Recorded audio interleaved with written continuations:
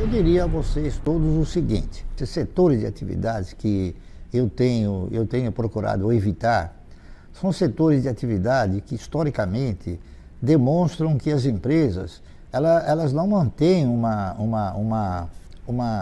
grande espaço de tempo, não duram muito tempo. Se vocês pegarem o histórico da maioria das empresas de aviação, por exemplo, nós tivemos a Real Transportes Aéreos, a Panair do Brasil, a Varig, a Cruzeiro do Sul, a Transbrasil, enfim, tivemos uma infinidade de ações, de empresas de aviação. Agora, por que essas empresas elas têm assim essa característica de não se consolidarem dentro desse critério de perenidade? É porque elas não dependem delas, elas dependem exclusivamente de terceiros. Uma empresa de aviação, ela depende do aeroporto, que ela tem que pagar, ela depende do combustível, ela depende da manutenção dos equipamentos, que nem sempre são feitos aqui no país, ela depende também da regulamentação, do preço das passagens, enfim, ela tem um sem número de controles que nem sempre ela consegue gerenciar. Por isso, eu acho que ela não se enquadra numa empresa que tem essa condição de perenidade, tá certo? O setor, ele pode ser perene, mas as empresas, elas não são perenes. Porque eu acredito que nós sempre teremos o setor de aviação, mas não com as mesmas empresas. O setor de construção é um setor que a maioria das empresas que estão listadas nessa atividade são empresas que não possuem patrimônio. A grande realidade é essa. Eles utilizam o quê? Utilizam o caixa do próprio adquirente para edificarem as construções, né? Principalmente quando são construções de residências, né? Pode não ser o mesmo caso na questão de construções de galpões ou de lajes corporativas, mas de qualquer maneira o conceito é mais ou menos o mesmo. Eles vão depender sempre ou de uma aquisição ou de uma locação. Esse setor ele varia muito em função da forma como se conduzem os agentes econômicos nos diversos estágios de um ciclo, não é isso? Hoje nós estamos atravessando um ciclo um tanto quanto recessivo, porque nós tivemos um período bastante fértil na questão de construções e esse período parece que inflacionou o número de imóveis em construção. Muitos compraram imóveis na planta, imaginando que talvez depois de pronto eles teriam um mercado regular, e isso não aconteceu, em virtude de inúmeros fatores, entre os quais a gente poderia citar a perda de poder aquisitivo do indivíduo, não é isso? Então o setor de construção é um setor que eu também me atrevo a não recomendar em virtude desses fatores que eu elenquei. Turismo é um outro setor que ele tem características perversas, não é isso? Porque na razão direta que uma empresa que opera exterior, ela tem a incidência da questão cambial, e a questão cambial às vezes penaliza demais. Nós tivemos, por exemplo, empresas como a Solitur, nós tivemos a AT, que era uma das maiores empresas, né? A AT era Argentina Turismos Internacionais. Nossa, nós tivemos um sem número de empresas, e agora, recentemente, mais precisamente domingo, quebrou a maior empresa do mundo de turismo, exatamente por causa desses fatores. Outro elemento que ajudou a contribuir para que essas empresas voltassem a ostentar um grau de periculosidade bastante grande é a internet. Muitos agora passaram a comprar através de outros organismos que oferecem estadias a um preço mais conveniente, não é isso?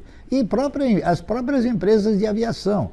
Hoje, com o número de vagas, o número de assentos disponíveis, eles acabam disponibilizando passagens a custos menores. E isso em virtude dessas mudanças, principalmente a mudança no dólar, não é? E também a questão dos financiamentos. É uma empresa que depende muito de financiamento, porque viagem e lazer é uma coisa que o cidadão ele procura fazer sempre pagando de uma forma parcelada, não é isso? Dificilmente alguém investe um valor muito grande na questão do lazer, principalmente em passagens. Então, se não houver esse elemento favorecedor, dificilmente uma empresa prospera, tá correto? O setor de frigoríficos, ele faz parte do setor de alimentos, não é isso? Mas ele é um dos segmentos do setor de alimentos, né? Nós temos o setor de lácteos, nós temos o setor de oleaginosas, nós temos o setor de grãos, tá correto? Acontece que o setor de frigoríficos, ele em muitas ocasiões, ou pelo menos em algumas ocasiões, ele acaba sendo assim, não preferido por pessoas que têm assim preferências, né? Preferências definidas, como por exemplo, o cidadão não compra ações de empresa de cigarro, o cidadão não compra ações de empresas de bebidas alcoólicas, o cidadão não compra ações que mata gado ou que mata suíno, tá entendendo? Então, a questão dos frigoríficos, elas ostentam também essa forma de rechaçar, tá entendendo? E também porque existem outros componentes, como febres, aftosa, né? As pestes, enfim. E isso é uma coisa que normalmente dificulta bastante. Nós tivemos inúmeras empresas que tinham uma atividade paralela, ou seja, nós tivemos, não muito tempo atrás, uma empresa que chegou a ostentar um plano de investimentos chamado Boi Gordo, não é isso? Que quebrou, tá entendendo? Então, e nós tivemos outros também, outros grandes frigoríficos que quebraram. Por exemplo, nós chegamos a ter um frigorífico, um dos maiores do país, chamado Tião Maia, que também quebrou, entendeu? E assim sucessivamente. A própria Sadia, num determinado momento, ela acabou tendo problemas seríssimos em função do quê? Em função de derivativos cambiais.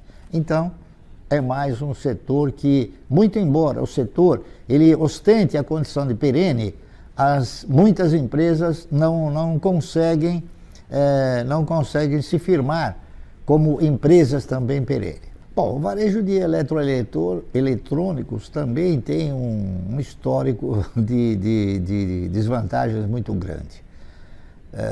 Eu poderia elencar 3 ou 4, Casa Centro, Eletro Radiobras, Gearonson, não é isso? E Clipper, Mesbla, Mapping, enfim, Ultralar, todas essas empresas que tinham como atividade eletroeletrônicos, principalmente linha branca, não é isso? Foram empresas que não conseguiram se sustentar. O senhor Gears, que era o Gearonson, não é isso?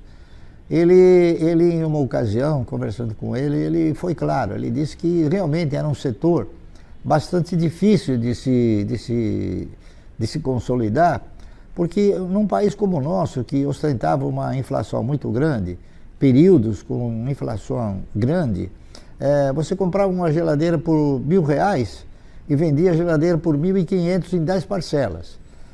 Ao termo do 6º mês, você estava pagando a geladeira nova por R$1.800. Então, quer dizer, você tinha que sistematizar um aporte de capital de giro sempre constante. Por quê? Porque a venda ela não conseguia contemplar a compra futura. Então, é também um setor de atividade que me agrada muito pouco e que eu sistematicamente não invisto em virtude desses fatores.